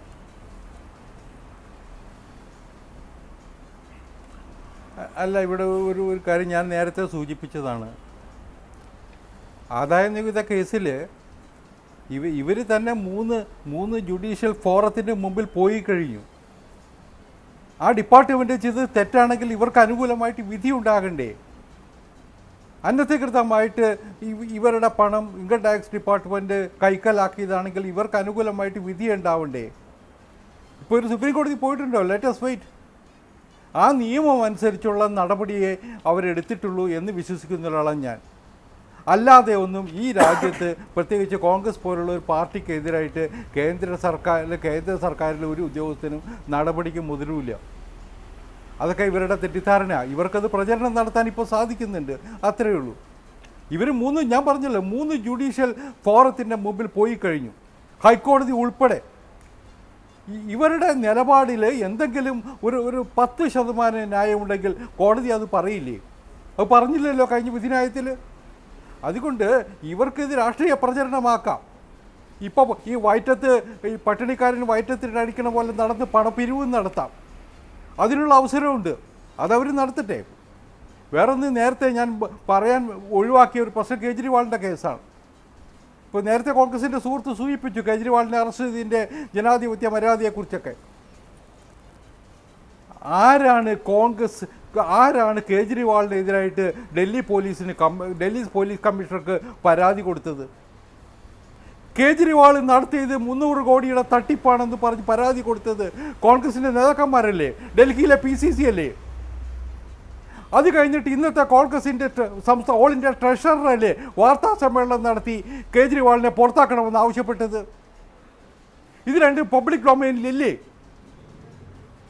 ഇത്രയും നടപടി സ്വീകരിച്ചിട്ട് CBIക്ക് കൊണ്ട് പരാതി കൊടുത്തിട്ട് ഇന്നിപ്പോൾ അതേ കേസിൽ നടപടി ഉണ്ടാകുമ്പോൾ ഇവർ കാട്ടുകള്ളൻ എന്ന് വിളിച്ച കേജ്രിവാളിനെ സംരക്ഷിക്കാൻ ഇവർ തെരുവിലിറങ്ങുകയല്ലേ ചെയ്യുന്നേ? ഇവർ അഴിമതിക്കാരൻ എന്ന് വിശേഷിപ്പിച്ച ആൾക്ക് വേണ്ടി തെരുവിലിറങ്ങുകയല്ലേ ഇവർ ചെയ്യുന്നേ? കാരണം അന്ന് കേജ്രിവാൾ പ്രതിപക്ഷത്തായിരുന്നു, ഇന്ന് കേജ്രിവാൾ ഇവരുടെ സഖ്യകക്ഷിയാണ്. ഇവരുടെ സഖ്യകക്ഷിയാകുമ്പോൾ അഴിമതി നടത്തിയാൽ കുഴപ്പമില്ല എന്നാണോ? ഞങ്ങൾക്കൊരു നിലപാടേ ഉള്ളൂ. ഇതിൽ നല്ല വ്യക്തമായ കേസുണ്ട് എന്നാണ് എൻഫോഴ്സ്മെൻറ്റ് ഡയറക്ടറേറ്റ് പറയുന്നത്. ഈ കേസിൽ കുറേ സാക്ഷിമൊഴികളുണ്ട്, കുറേ മാപ്പ് സാക്ഷികളുണ്ട്, അല്ലെങ്കിൽ കുറേ കൺഫെഷൻ സ്റ്റേറ്റ്മെൻറ്റ്സ് ഉണ്ട്. ഇതിൻ്റെയൊക്കെ പശ്ചാത്തലത്തിൽ കേജ്രിവാളിന് റോളുണ്ട് എന്നാണ്. നിങ്ങൾ ഓർക്കുന്നുണ്ടാവുമെന്ന് ഞാൻ വിചാരിക്കുന്നു. സുപ്രീം കോടതിയിൽ ഒരാളുടെ ജാമ്യ ഹർജിയുമായിട്ട് പോകുമ്പോൾ AAPക്ക് ഇതിൽ പങ്കുണ്ടെന്ന് പറയുമ്പോൾ എന്തുകൊണ്ട് നിങ്ങൾ AAPക്കെതിരായിട്ട് കേസ് എടുത്തില്ല എന്ന് ചോദിച്ചത് സുപ്രീം കോടതിയിലെ ഒരു ജഡ്ജിയല്ലേ? ഇതൊക്കെ നമ്മുടെ മുമ്പിലില്ലേ? ഇതിൻ്റെയൊക്കെ പശ്ചാത്തലത്തിൽ നടപടി സ്വീകരിക്കുമ്പോൾ തെരഞ്ഞെടുപ്പ് പ്രഖ്യാപിച്ചു എന്നതുകൊണ്ട് ഒരു അഴിമതിക്കാരനെ ഇവിടെ ആടി മേയാനായിട്ടുള്ള അവസരം കൊടുക്കണോ? ജയിലിൽ പോകേണ്ടവൻ ജയിലിൽ പോകണം, ഒരു സംശയമില്ല കാര്യത്തിൽ. ആ നടപടി നിയമത്തിൻ്റെ വഴി, നിയമത്തിൻ്റെ വഴിയെ പോകുന്നതിൻ്റെ സൂചകമാണ്. അത് കേജ്രിവാളിൻ്റെ കേരളത്തിൽ മാത്രമല്ല, കേരളത്തിലും അത്തരത്തിലുള്ള നടപടികൾ വരും. സംശയിക്കുക, കുറച്ച് ദിവസം വൈകുമായിരിക്കും, കേരളത്തിലും വരും. കേരളത്തിൽ ഇപ്പോൾ കരുവന്നൂരിൻ്റെയും മറ്റു ചരിത്രം നമ്മൾ കണ്ടില്ലേ? എത്ര കോടിയാണ് ഇവർ കൊള്ളയടിച്ചത് ഇവിടുത്തെ സഹകരണ പ്രസ്ഥാനങ്ങളെ, മാർക്സിസ്റ്റ് പാർട്ടിയും കൂട്ടരും ചേർന്നിട്ട്. അതിനെക്കുറിച്ച് അന്വേഷണം നടക്കുന്നുണ്ട്. അത് എവിടെയാണ് ചെന്ന് എത്തി നിൽക്കണമെന്ന് നമുക്കൊക്കെ അറിയാം. അതും പുറത്തു വരും ഈ അടുത്ത ദിവസങ്ങളിൽ. ഈ തട്ടിപ്പിൽപ്പെട്ടവരും അഴിയെണ്ണുക തേനി നിയമത്തിൻ്റെ മുമ്പിൽ പ്രതിക്കൂട്ടിലാവുക തന്നെ ചെയ്യും, ഒരു സംശയവുമില്ല ഞങ്ങൾക്ക്. ശരി, ശ്രീ ജയരാജ്, ഇപ്പോൾ രണ്ടുപേരും ഉന്നയിച്ച ആരോപണങ്ങൾ നേരത്തെ VT ബൽറാം സൂചിപ്പിച്ചതുപോലെ അജിത് പവാറിനെതിരായി ഇത്രയും വലിയ അഴിമതി ആരോപണങ്ങൾ അല്ലെങ്കിൽ അന്വേഷണങ്ങളൊക്കെ നടന്നു. അജിത് പവാർ ഇതാ BJP പക്ഷത്തേക്ക് വന്നു. ശ്രീ KVS ഹരിദാസ് സൂചിപ്പിച്ചു അരവിന്ദ് കെജ്രിവാളിനെതിരെ ആദ്യം ആരോപണം ഉന്നയിച്ചത് ആരാണ്? കോൺഗ്രസ് തന്നെയാണ്. അത് ഇപ്പോൾ അരവിന്ദ് കെജ്രിവാളിന് വേണ്ടി കോൺഗ്രസ് വാദിക്കുന്നു. ഇതൊക്കെ ഒരു സാധാരണക്കാർ നോക്കുമ്പോൾ അവരവരുടെ ആവശ്യങ്ങൾക്ക് വേണ്ടി അങ്ങോട്ടും ഇങ്ങോട്ടും മാറുന്നു, അവരെ സ്വീകരിക്കുന്നു. ഇതൊക്കെയാണ്. ഇതിപ്പോൾ എന്തൊക്കെ രാഷ്ട്രീയ തത്വങ്ങളോ പ്രത്യയശാസ്ത്രങ്ങളോ പറഞ്ഞാലും ഓരോ പാർട്ടിയും തന്ത്രപരമായ അല്ലെങ്കിൽ തങ്ങളുടെ ഇഷ്ടപ്രകാരമുള്ള പല നയങ്ങളും, അത് ഒരു പാർട്ടിയും അതിൽ നിന്ന് വ്യത്യസ്തമാണെന്ന് തോന്നുന്നില്ല. ഈ ഒരു സാഹചര്യത്തിൽ ഇതിനെ അങ്ങോട്ടും ഇങ്ങോട്ടും ഈ ഉദാഹരണങ്ങൾ നിരത്തുന്നത് അങ്ങോട്ടും ഇങ്ങോട്ടും വെറുതെ കുറ്റങ്ങളേക്കുക എന്നല്ലാതെ അതിൽ കൂടുതൽ എന്തെങ്കിലും സംഭവിക്കുമെന്ന് തോന്നുന്നില്ല. അതിനപ്പുറത്തേക്ക് ഈ ഒരു പ്രതിസന്ധിയെ മറികടക്കാൻ പ്രതിപക്ഷത്തിന് സാധ്യമായ കാര്യങ്ങൾ എന്താണ്? ഇപ്പോൾ രാഷ്ട്രീയമാകട്ടെ, ഈ ED നടപടികളാകട്ടെ, അല്ലെങ്കിൽ സാമ്പത്തിക പ്രശ്നങ്ങളാകട്ടെ, അതിനെ മറികടക്കാൻ കോൺഗ്രസിന് സാധ്യമാണ് ഈ ഘട്ടത്തിൽ എന്ന് അങ്ങയ്ക്ക് വിലയിരുത്താൻ കഴിയുന്നുണ്ട്? തീർച്ചയായും കോൺഗ്രസിന് മാത്രമല്ല ഇന്ത്യ മുന്നണിക്ക് സാധ്യമാകും. കാര്യം നമ്മൾ we are striding through the black waters. അതെന്തായാലും മുറിച്ചു കടന്നേ മതിയാവും. അതിനുവേണ്ടി എല്ലാ പാർട്ടികളും ഒരുമിച്ച് നിൽക്കുകയാണ് വേണ്ടുന്നത്. കേജ്രിവാളിന്റെ അറസ്റ്റ്, കേജ്രിവാൾ അഴിമതിക്കാരനാണോ അല്ലയോ എന്നൊക്കെ കോടതി തീരുമാനിക്കട്ടെ. പക്ഷെ അൺടൈംലി ആണ്. ഒരു ഇലക്ഷൻ ഡിക്ലെയർ ചെയ്ത് കഴിഞ്ഞ ഉടനെ അപ്പോഴാണ് നമ്മൾ സസ്പീഷ്യസ് ആവുന്നത്. സാധാരണഗതിയിൽ നേരത്തെ അങ്ങനെ ഒരു അറസ്റ്റോ കാര്യങ്ങളോ ഒക്കെ ഉണ്ടായിരുന്നെങ്കിൽ നമുക്ക് തീർച്ചയായിട്ടും പറയാമായിരുന്നു. കോൺഗ്രസ് പരാതി കൊടുത്ത എന്തിന്റെ പേരിലാണ്? കേജ്രിവാളിന്റെ മിനിസ്ട്രിയിലെ ഒരാളുടെ പേരിലാണ് പരാതി കൊടുത്തത്. അയാളെ മന്ത്രിസഭയിൽ നിന്ന് ഒഴിവാക്കുകയും ചെയ്തു. അത് എല്ലാവർക്കും അറിയാവുന്ന കാര്യമാണ്. അല്ലാതെ കേജ്രിവാളിനെതിരെ അല്ല കോൺഗ്രസ് അന്ന് പരാതി കൊടുത്തിരുന്നത്. ഒന്നാമത്തെ കാര്യം. രണ്ടാമത്തെ കാര്യം, കേജ്രിവാളിന്റെ അറസ്റ്റ് അൺടൈംലി ആണ്. കേജ്രിവാൾ മറ്റ് സംസ്ഥാനങ്ങളിൽ ഇന്ത്യ മുന്നണിയുമായിട്ട് CP വിഭജനം വളരെ കൃത്യമായി പൂർത്തിയാക്കുകയും ഒരു എമർജിംഗ് ലീഡറായിട്ട് വരികയും ചെയ്യുന്ന ഒരു സമയത്താണ് ഇത്തരത്തിലുള്ള ഒരു നടപടി ഉണ്ടാകുന്നത്. ഇത് നിസ്സാരമായ കാര്യങ്ങൾ. പബ്ലിക് സ്പീച്ചിന്റെ പേരിലല്ലേ രാഹുൽ ഗാന്ധിക്കെതിരെ കേസെടുത്തത് 2 സ്ഥലത്ത്. ഇപ്പൊ വേറെ ഏതോ ഒരു കോടതിയിൽ കേസെടുത്തിരിക്കുന്നു. അവസാനം ഗുജറാത്ത് കോടതിയിൽ പോയി വാദിക്കേണ്ടി വന്നില്ലേ? അപ്പൊ ഇങ്ങനെയൊക്കെ ഇഷ്ടമില്ലാത്ത അച്ചി തൊട്ടതെല്ലാം കുറ്റം എന്ന് പറയുന്നത് പോലെ ഓരോരോ കാരണങ്ങൾ, ഇതിന് ഫ്ലിംസി റീസൺസ് എന്നാ പറയുന്നത്, ഓൺ ഫ്ലിംസി ഗ്രൗണ്ട്സ്.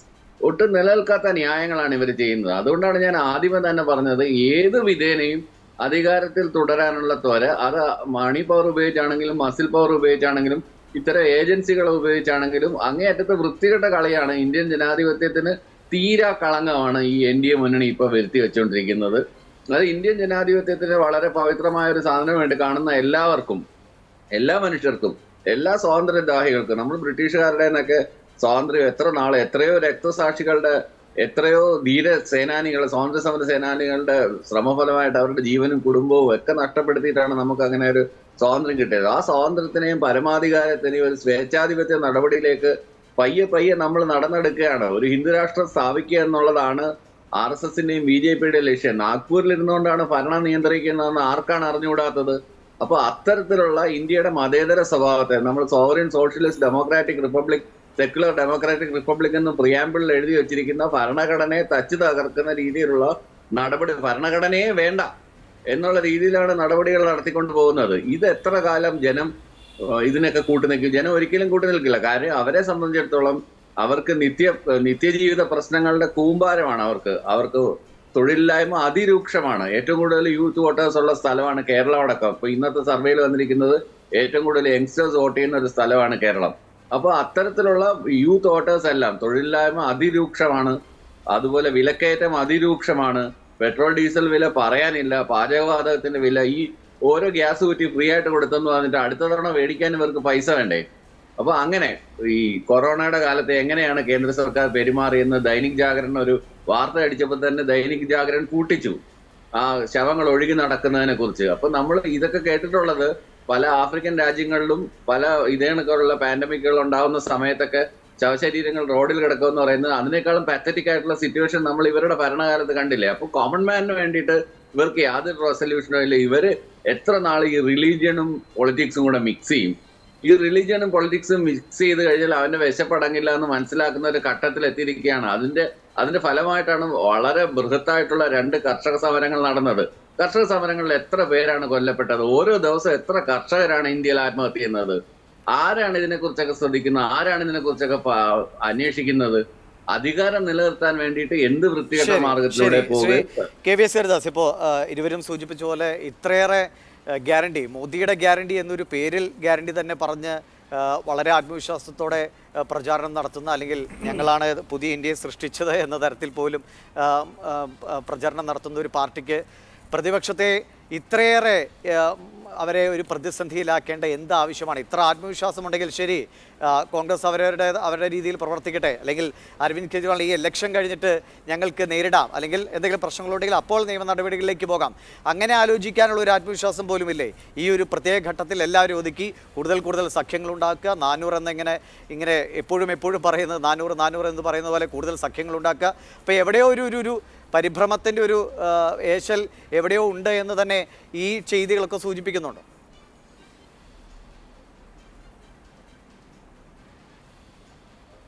അങ്ങനെയല്ല അതിനെ കാണേണ്ടത്.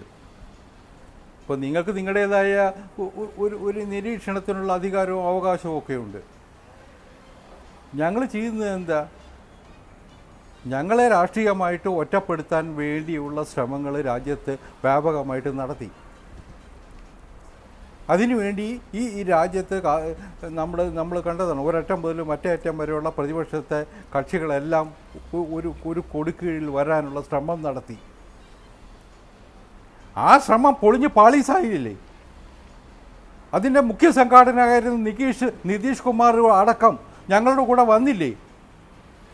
എത്രയോ തെലുങ്കുദേശം 2019 ഇതേപോലെ തന്നെ പ്രതിപക്ഷ നേതാക്കന്മാരെ യോജിപ്പിക്കാനായിട്ട് ഇറങ്ങുകയും BJPക്ക് എതിരായിട്ട് രംഗത്ത് വരികയും ചെയ്ത നേതാവാണ് ചന്ദ്രബാബു നായിഡു. ഇന്ന് ഞങ്ങളുടെ കൂടെ വരുന്നില്ലേ? അതുപോലെ എത്രയോ പേര്.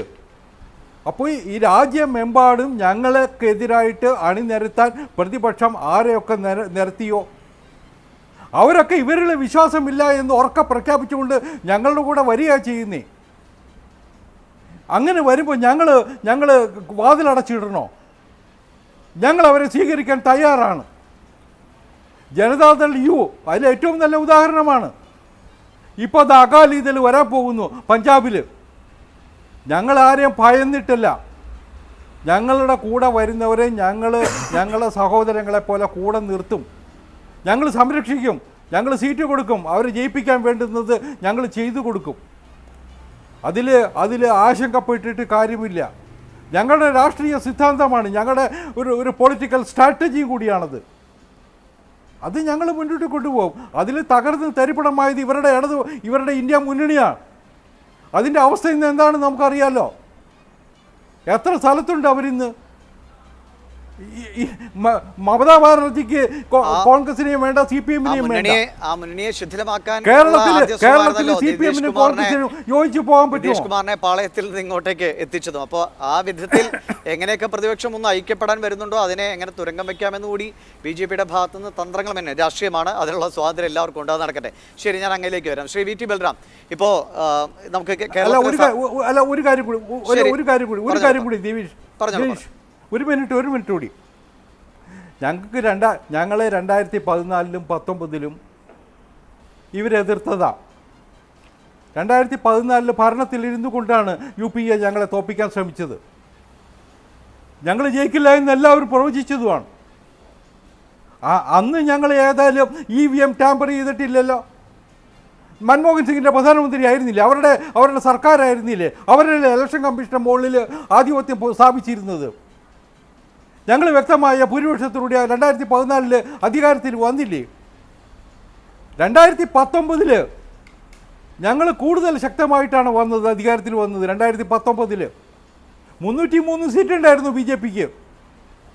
2024 ഞങ്ങൾ ലക്ഷ്യമിടുന്നത് 400 സീറ്റാണ്. അത് ഞങ്ങൾ നേടും. ശരി, അതിനുള്ള ജനപിന്തുണ ഞങ്ങൾക്കുണ്ട്. ഞങ്ങൾ ജനങ്ങൾക്കിടയിൽ ജീവിക്കുക.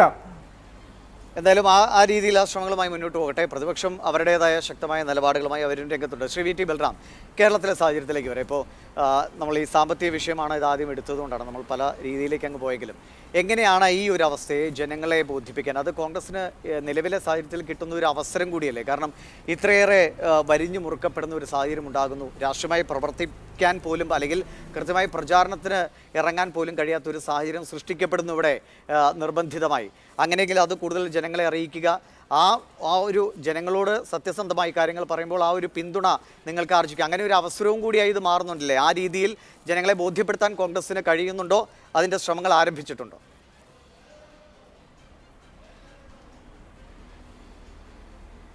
തീർച്ചയായിട്ടും ഞങ്ങൾ അങ്ങനെ തന്നെയാണ് മുന്നോട്ട് പോകാൻ ഉദ്ദേശിക്കുന്നത്. ഈ സാഹചര്യം എങ്ങനെയാണ് സംജാതമാക്കപ്പെട്ടിരിക്കുന്നത് എന്നുള്ളത് തീർച്ചയായിട്ടും ഞങ്ങൾക്ക് ജനങ്ങളോട് കൃത്യമായി തന്നെ വിശദീകരിക്കാൻ സാധിക്കും. ഇത് കേന്ദ്ര സർക്കാരിൻ്റെ ഒരു വേട്ടയാടൽ നടപടിയാണ്. ഞാൻ വീണ്ടും ആവർത്തിക്കുന്നു, BJP അടക്കമുള്ള ഒരു രാഷ്ട്രീയ പാർട്ടിയും ഇന്നേ വരെ ഇൻകം ടാക്സ് അടച്ചിട്ടില്ല. ഒരു രാഷ്ട്രീയ പാർട്ടിക്കും ആ നിലയിലുള്ള നോട്ടീസ് നൽകിയിട്ടില്ല. കോൺഗ്രസിന് മാത്രം 2017 ഒരു നോട്ടീസിൻ്റെ പേരിൽ ഇപ്പോൾ കോൺഗ്രസിൻ്റെ അക്കൗണ്ടുകൾ ഫ്രീസ് ചെയ്യുക എന്ന് പറയുന്നത്, അത് രാഹുൽ ഗാന്ധി തന്നെ കൃത്യമായിട്ട് പറയുന്നത് പോലെ കോൺഗ്രസിൻ്റെ അക്കൗണ്ടുകളല്ല ഫ്രീസ് ചെയ്യപ്പെടുന്നത്, ഇന്ത്യൻ ജനാധിപത്യമാണ് ഫ്രീസ് ചെയ്യപ്പെടുന്നത് എന്നുള്ള യാഥാർത്ഥ്യം ജനങ്ങളുടെ മുമ്പിൽ ഞങ്ങൾ വിശദീകരിക്കും. പിന്നെ ഇദ്ദേഹം ഇവിടെ പറഞ്ഞതൊക്കെ അത് ഈ പറയുന്ന എല്ലാ അധികാരവും ഇൻസ്റ്റിറ്റ്യൂഷനും ഇവരുടെ കയ്യിലുള്ള ഒരു അഹന്തയുടെ ഭാഗമായിട്ടാണ് ഇതൊക്കെ പറയുന്നത്. അദ്ദേഹം പറഞ്ഞത് ലെറ്റസ് വെയിറ്റ് എന്ന്. നിങ്ങൾ കോടതിയിൽ കേസ് എടുത്ത് ലെറ്റസ് വെയിറ്റ് എന്നാണ് പറയുന്നത്. സർ, ഞങ്ങൾക്ക് വെയിറ്റ് ചെയ്യാൻ കഴിയില്ല. ഇന്ത്യൻ ജനാധിപത്യത്തിന് വെയിറ്റ് ചെയ്യാൻ കഴിയില്ല. അതിൻ്റെ നിർണായകമായൊരു സമയത്ത് വെച്ചുകൊണ്ടാണ് നിങ്ങളൊരു ഫിനാൻഷ്യൽ ടെററിസം എന്ന നിലയിൽ ഈ നടപടി നടപ്പാക്കിയിട്ടുള്ളത്. Justice delayed is justice denied എന്നാണ് അതിൻ്റെ ഏറ്റവും പ്രാഥമികമായിട്ടുള്ള ആപ്തവാക്യം. എത്രയോ കാലങ്ങളായിട്ട് നമ്മൾ കേൾക്കുന്നതാണ്. വൈകിയെത്തുന്ന നീതി എന്ന് പറയുന്നത് അനീതിയാണ്. ഇവിടെ ഒരു ഇൻസ്റ്റിറ്റ്യൂഷനും വിശ്വാസം അർപ്പിക്കാൻ കഴിയുന്നില്ല എന്നുള്ളൊരു അവസ്ഥ നിലനിൽക്കുന്നു എന്നുള്ളതാണ് പ്രശ്നം. ഇലക്ഷൻ കമ്മീഷൻ സ്ഥാനത്ത് നിന്ന് രാജിവെച്ചാൽ നേരെ പോയി BJPയുടെ സ്ഥാനാർത്ഥിയാവുന്നു. സുപ്രീം കോടതിയിലെ ജഡ്ജിമാർ അവർ റിട്ടയർ ചെയ്തതിൻ്റെ പിറ്റേ ദിവസം BJPയുടെ സ്ഥാനാർത്ഥിയാവുന്നു. ലോക്സഭയിലേക്കും രാജ്യസഭയിലേക്കും ഗവർണർ സ്ഥാനത്തേക്കൊക്കെ കടന്നു വരുന്നു. സൈന്യത്തിൻ്റെ ആർമി ജനറൽമാർ നേരെ പോയി BJPയിൽ ചേരുന്നു. ഇങ്ങനെയാണ് എല്ലാ ഇൻസ്റ്റിറ്റ്യൂഷനെയും നിങ്ങൾ പിടിമുറുക്കിയിരിക്കുന്നത്. അതുകൊണ്ട് തന്നെ ഇൻസ്റ്റിറ്റ്യൂഷൻസിലൂടെ ഇന്ത്യയിലെ സാധാരണക്കാരന് നീതി ലഭിക്കും എന്ന് പറയുന്ന ഒരു പ്രതീക്ഷ നാൾക്കുനാൾ മോദി ഭരണത്തിൽ ഇല്ലാതായിക്കൊണ്ടിരിക്കുകയാണ്. ജവഹർലാൽ നെഹ്റു തൊട്ട് പടുത്തുയർത്തിയ ആ ഇൻസ്റ്റിറ്റ്യൂഷൻസിൻ്റെ ക്രെഡിബിലിറ്റിയാണ് നിങ്ങൾ ഇല്ലാതാക്കിക്കൊണ്ടിരിക്കുന്നത്. ഒറ്റ ഉദാഹരണം പറയാം. രാഹുൽ ഗാന്ധിക്കെതിരായിട്ടുള്ള 2 വർഷം തടവ് ശിക്ഷ വിധിക്കപ്പെട്ട ആ മാനനഷ്ട കേസ് ഒന്ന് ആലോചിച്ച് നോക്കുക. എത്ര ഫ്ലിംസി ആയിട്ടുള്ള ഒരു ഗ്രൗണ്ടിൽ നിന്നുകൊണ്ടാണ് ആ കേസ് ഉയർന്നു വന്നത്. അതിൽ സൂറത്തിലെ മജിസ്ട്രേറ്റ് കോടതി രാഹുൽ ഗാന്ധിക്കെതിരായിട്ട് വിധിക്കുന്നു. 2 വർഷം തന്നെ തടവ് ശിക്ഷ വിധിക്കുന്നു. കാരണം ഒരു വർഷവും 11 മാസവും 29 ദിവസവുമാണെങ്കിൽ അതിൻ്റെ പേരിൽ അയോഗ്യത കൽപ്പിക്കാൻ പറ്റില്ല, MP സ്ഥാനത്ത് നിന്ന് പുറത്തു പറയാൻ പറ്റില്ല. അതുകൊണ്ട് 2 വർഷം തികച്ച് ശിക്ഷ വിധിക്കുന്നു. അത് ജില്ലാ കോടതിയിൽ പോകുന്നു. ആ ശിക്ഷ ശരിവെക്കുകയാണ്. ഹൈക്കോടതിയിൽ, ഗുജറാത്ത് ഹൈക്കോടതി അതിൻ്റെ പുറമെ വേറെ കുറേ ആരോപണങ്ങൾ കൂടി രാഹുൽ ഗാന്ധിക്കെതിരെ പറഞ്ഞുകൊണ്ടാണ് ആ ശിക്ഷ ശരിവെക്കുന്നത്. ഇതൊക്കെയാണ് നമ്മുടെ കോടതികളുടെ അവസ്ഥ. എന്നിട്ട് സുപ്രീം കോടതി പോയതിന് ശേഷമാണ് രാഹുൽ ഗാന്ധി എന്ന് പറയുന്ന ഇന്ത്യയിലെ ഏറ്റവും പ്രധാനപ്പെട്ട രാഷ്ട്രീയ നേതാവിന് അദ്ദേഹം 4.5 ലക്ഷം വോട്ടിന് ജയിച്ച മണ്ഡലത്തിൻ്റെ പ്രതിനിധാനത്വം തിരിച്ചു കിട്ടുന്നത്. രാഹുൽ ഗാന്ധി ഒരാൾക്ക് പറ്റും, അല്ലെങ്കിൽ ഏതെങ്കിലും കുറച്ചാളുകൾക്ക് പറ്റും. ഈ ഓരോ ആൾക്കും നീതി ലഭിക്കണമെങ്കിൽ ഇത്രയധികം ജുഡീഷ്യൽ പ്രോസസ്സിലൂടെ കടന്നു പോകേണ്ടി വരിക. ഏറ്റവും അവസാനം സുപ്രീം കോടതി ഒരു 100 വിധി പ്രഖ്യാപിക്കുമ്പോൾ അതിലൊരു 10 എണ്ണം ചിലപ്പോൾ നല്ല വിധി ഉണ്ടാവും. ബാക്കി 90 സുപ്രീം കോടതിയുടെ വിധി. ഇത് തന്നെയാണ് പല വിഷയങ്ങളും നമ്മൾ കണ്ടുകൊണ്ടിരിക്കുന്നത്. ഈ ഒരു പ്രോസസ്സ് തന്നെയാണ് ഏറ്റവും വലിയ ശിക്ഷ എന്നുള്ളതാണ് ഈ രാജ്യത്തെ ജനങ്ങൾ അനുഭവിച്ചുകൊണ്ടിരിക്കുന്നത്. അതുകൊണ്ട് തന്നെ നിങ്ങൾ ആഗ്രഹിക്കുന്നത് ഇലക്ഷൻ സമയത്ത് കോൺഗ്രസിനെ പൂർണ്ണമായിട്ട് വരിഞ്ഞു മുറുക്കണം, കോൺഗ്രസിൻ്റെ പ്രവർത്തനം നടത്താൻ കഴിയാത്ത അന്തരീക്ഷം ഉണ്ടാക്കണം. അതാണ് നിങ്ങൾ ആഗ്രഹിക്കുന്നത്. അപ്പോൾ അതിനുവേണ്ടി നിങ്ങൾ നടത്തുന്ന ഈ ഒരു സാമ്പത്തിക ഭീകരാക്രമണത്തെക്കുറിച്ച് ജനങ്ങളോട് തുറന്നു പറയാൻ ഞങ്ങൾ തയ്യാറാവും. ഞങ്ങളുടെ സ്ഥാനാർത്ഥികൾ ഒരു ബൂത്തിൽ BJPയുടെ 10 ഫ്ലക്സ് ബോർഡ് ഉണ്ട്. ഞങ്ങളുടെ എതിരാളികളായിട്ടുള്ള CPMൻ്റെയും LDFൻ്റെയും 10 ഫ്ലക്സ് ബോർഡുകളുണ്ട്. ഞങ്ങളുടെ 1 ബോർഡോ 2 ബോർഡോ ഉള്ളൂ എങ്കിൽ ഈ നാട്ടിലെ ജനങ്ങൾ മനസ്സിലാക്കണം. അവരുടെ 100 പോസ്റ്ററിൻ്റെ ഇടയിൽ ഞങ്ങളുടെ 10 പോസ്റ്ററോ 5 പോസ്റ്ററോ കാണുന്നുള്ളൂ എങ്കിൽ ദയവായിട്ട് നിങ്ങൾ മനസ്സിലാക്കണം ഇതാണ് അവസ്ഥ എന്നുള്ളത്.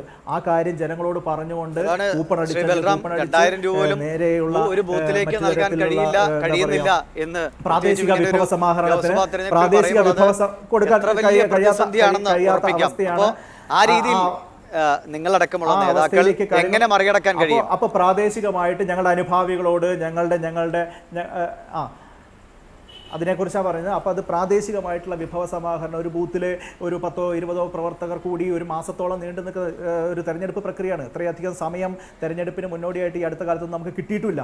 അപ്പോൾ ഇനിയും 10-35 ദിവസം ബാക്കിയുണ്ട് എന്നുള്ളത് കൊണ്ട് തന്നെ ഓരോ ദിവസവും 10-25 ആളുകൾ ഒരുമിച്ച് കൂടി ഒരു ബൂത്തിൽ വർക്കിന് ഇറങ്ങുമ്പോൾ സ്വാഭാവികമായിട്ട് ചായയുടെ ചിലവുണ്ട്, ഉച്ചത്തെ ഭക്ഷണത്തിൻ്റെ ചിലവുണ്ട്, അതൊക്കെ ഉണ്ട്. അപ്പോൾ അതൊക്കെ അവർ പ്രാദേശികമായി തന്നെ കണ്ടെത്താൻ തയ്യാറാകണം എന്നുള്ളതാണ് ഞങ്ങൾക്ക് പറയാനുള്ളത്.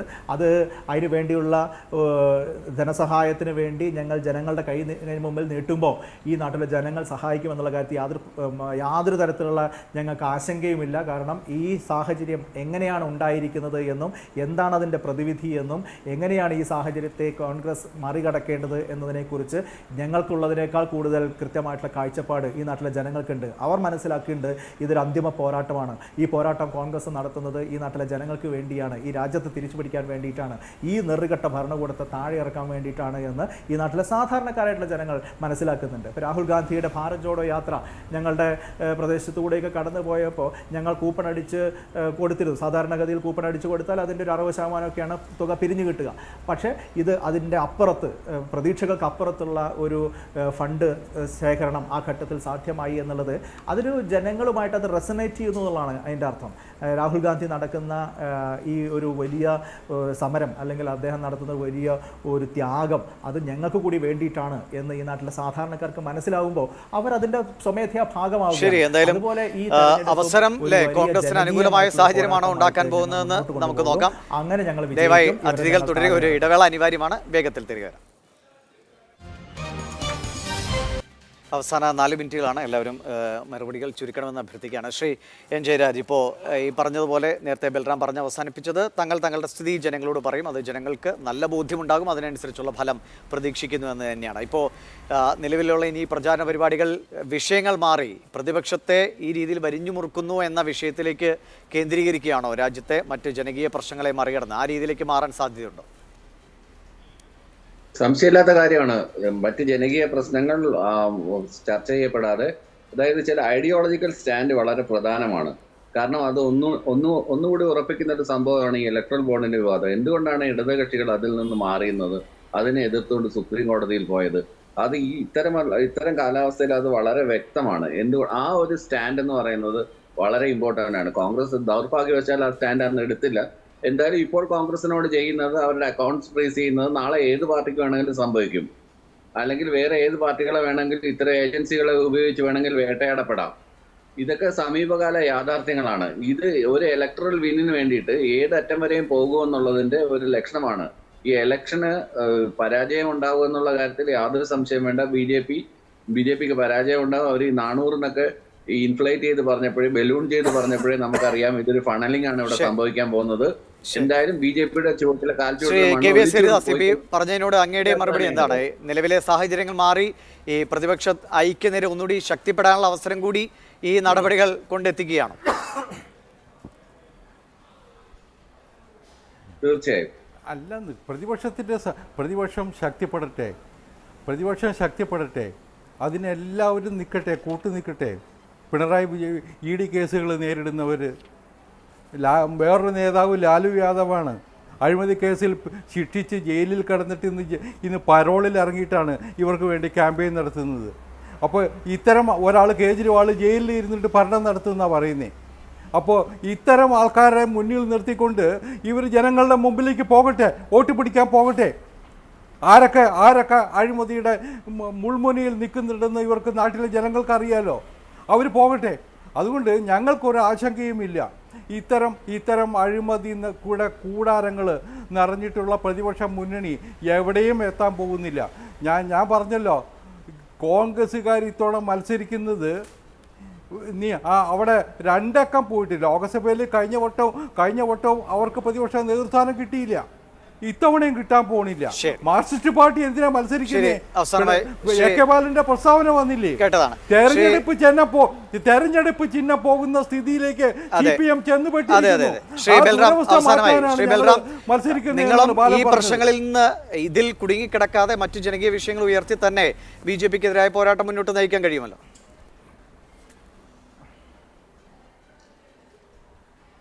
തീർച്ചയായിട്ടും ഇപ്പോൾ ലാലു പ്രസാദ് യാദവ് അഴിമതി കേസിൽ ജയിലിൽ കിടന്ന ആളാണെന്ന് ഇദ്ദേഹം പറയുമ്പോൾ ഇദ്ദേഹത്തിന്റെ നേതാവ് അമിത് ഷാ ആളെ കൊന്നതിന്റെ പേരിൽ, കലാപം നടത്തിയതിന്റെ പേരിൽ ജയിലിൽ കിടന്ന ആളാണ്. മായ കൊഡ്നാനിയും അതുപോലെ തന്നെ പ്രഗ്യാ സിംഗ് ഠാക്കൂറും അടക്കമുള്ള ആളുകൾ, നിരവധിയായിട്ടുള്ള ആളുകളെ കൊന്ന, കലാപം ഉണ്ടാക്കിയ കേസിൽ ജയിലിൽ കിടന്നിട്ടുള്ള അതിഭീകരവാദികളുടെ ലിസ്റ്റിൽ പെടുത്താൻ പറ്റുന്ന ആളുകളാണ്. അപ്പൊ അങ്ങനെയുള്ള ആളുകളെയാണ്, ബലാത്സംഗക്കാരടക്കമുള്ള ആളുകളെയാണ് ഇവർ പല ലാലു പ്രസാദ് യാദവ് എന്നുള്ളതൊന്നും ഒരു അതെ അതെ അതെ ഇന്ത്യൻ ജനങ്ങൾ എക്സോണറേറ്റ് ചെയ്യുന്നില്ല. അമിത് ഷാ എന്ന് പറയുന്നത് ഗുജറാത്ത് കലാപത്തിൽ പങ്കാളിത്തമുള്ള ഒരു ഭരണകൂടത്തിന്റെ പ്രതിനിധിയാണ് എന്ന് ഞാൻ വിശ്വസിക്കുന്നു, ഇന്ത്യയിലെ ജനങ്ങൾ വിശ്വസിക്കുന്നു. നിങ്ങൾ കോടതികളുടെ സ്വഭാവത്തെ കുറിച്ച് തന്നെയാണ് നമ്മൾ പറഞ്ഞുകൊണ്ടിരുന്നത് ഇത്രയും നേരം. കോടതിയിൽ നിന്ന് എക്സോണറേറ്റ് ചെയ്തു എന്നുള്ളത് പോലും ഇന്ന് ഇന്ത്യത്തെ അവസ്ഥയിൽ ഒരു കുറ്റവിമുക്തിയായി കാണാൻ കഴിയില്ല. ശരി, എന്തായാലും കോടതികൾ അക്കാര്യങ്ങളിൽ വിശദമായ നിലപാടുകൾ അറിയിച്ചിട്ടുണ്ട്. അത് നമുക്ക് നമ്മുടെ രാജ്യത്തെ സംവിധാനത്തെ മാനിക്കുന്ന നിലയിൽ അതും മാനിച്ചേ മതിയാകും. മറ്റ് അഭിപ്രായങ്ങൾ തുടരാനുള്ള സ്വാതന്ത്ര്യവും എല്ലാവർക്കും ഉണ്ട്. എന്തായാലും ഈ പ്രതിസന്ധികളെ മറികടക്കാൻ പ്രതിപക്ഷത്തിന് എത്രത്തോളം കഴിയും, ജനകീയ പ്രശ്നങ്ങൾ ഉയർത്തി തന്നെ ഈ പിടിക്കാനുള്ള പോരാട്ടത്തിൽ പ്രതിപക്ഷത്തിന് അണിനിരക്കാൻ കഴിയുമോ എന്നൊക്കെ നമുക്ക് കാത്തിരുന്ന് കാണാം. Shri VT Balram, Shri KVS Haridas, Shri N Jayaraj, മൂന്നുപേർക്കും നന്ദി.